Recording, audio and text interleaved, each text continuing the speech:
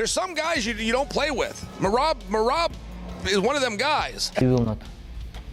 I can't imagine how he will beat me. Merab Dvalishvili rode over 1,000 miles on a bike every week during his UFC 311 training camp, forging legs so unbreakable they become a weapon of their own. This wasn't just preparation. It was a transformation driven by pride, revenge, and the relentless pursuit of greatness. Let's explore how the machine reached its absolute peak. This transformation wasn't just about adding muscle or improving cardio. It was about evolving into something unstoppable. Merab wasn't just simply preparing for another defense. The stakes couldn't have been higher. How do you feel like this actual fight looks then? The fight will be really tough. Umar is a good fighter. It's a big challenge. He has good kicking, good striking, good wrestling. This challenge, like I said, I want to give people what they want, and I want to give UFC what the UFC wants. Umar Nurmagomedov isn't just another contender. He's a fighter riding the wave of hype and privilege. As the cousin of Khabib Nurmagomedov, he's just cocky, he should be humble. He don't earn it like rest of us. We all know that we all work hard to get here, but Umar is using this excuse. He beat number 2 guy. Sanhagan, no wrestling. I'm tired of lessening Umar's disrespect. Umar has had his share of critics questioning how much his name helped fast-track his career. For Merab, the defeated Dagestani skipping the line to challenge for the title wasn't just an insult. It was a challenge to everything he had worked for. To Merab, it felt like a slap in the face, not just for him, but for every fighter grinding their way up the ranks without shortcuts. He knew this fight wasn't just about the belt. It was about proving that his relentless grind couldn't be overshadowed by family connections or hype. It wasn't enough to win.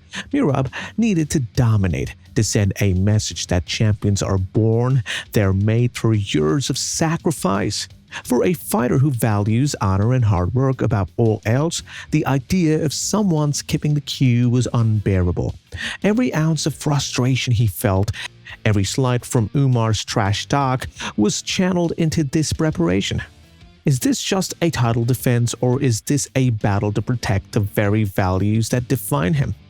This is an opportunity to solidify his legacy. Merab's journey to the top of the bantamweight division has been anything but easy. With 10 consecutive UFC wins, he carved his path through sheer grit, grinding his way to the belt. There were no shortcuts, no easy fights.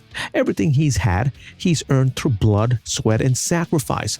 Umar, on the other hand, leapfrogged the division with one big win over Corey Sandhagen. I think he's awesome, and especially after the Sandhagen fight, I think he's the most compelling contender in that division after Merab. Yeah. But that's like as good as we have to offer today in terms of martial arts talent. The then number 2nd ranked contender.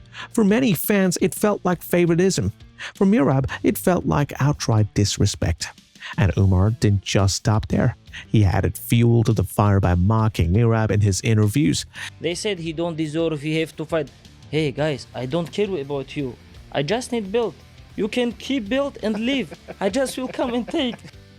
Leading up to UFC 311, Merab turned heads on social media when he posted a jaw-dropping photo of himself, showcasing his shredded and transformed physique. The image, highlighting his chiseled abs and muscular frame, quickly went viral, sparking excitement and admiration from fans. Comments flood in, with some calling him a cardio machine turned powerhouse, and others marveling at his ability to combine raw strength with his already legendary endurance. But could this new bulked-up version of Merab still maintain the relentless pace that earned him the nickname The Machine? Fans debated fiercely, with some praising his hard work and others wondering if the added muscle might slow him down against Umar. One fan wrote, "One of the few who isn't sneaking off for pets or stem cells regularly, much respect, bro." While another said, "You're not ready for Umar, at least you can say you had the belt for a short amount of time." The post only added fuel to the hype surrounding his clash with Umar, making UFC 311 one of the most anticipated fights of the year. The build-up to the UFC 311 has been filled with tension. Fans and analysts alike are divided. On one side, there are those who believe Umar's skills and undefeated record make him the rightful challenger. On the other, there are those who believe Merab as the embodiment of everything as a champion should be: relentless, hardworking, and unyielding in the face of adversity. But for Merab, the noise doesn't matter. The trash talk, the debates, the favoritism, none of it has a place in his training camp. He turned it around and went to work, focusing only for the toughest challenge of his career. Merab beats Umar! Yeah! Beats Umar! Merab beats Umar! Merab beats Umar! Merab beats Umar! Merab beats Umar! Oh shit! Oh shit! Oh shit! This feels like a fever dream. What the hell? Whoa! Fans and critiques alike had been accusing him of avoiding Umar, and Merab wasn't having it.